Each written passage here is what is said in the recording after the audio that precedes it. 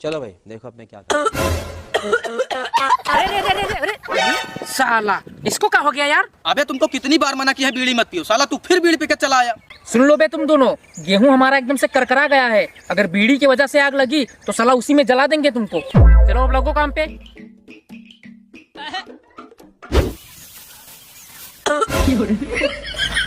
साला यहाँ क्या कर रहा है? उधर जाके काट। अरे खतरनाक लोग हैं।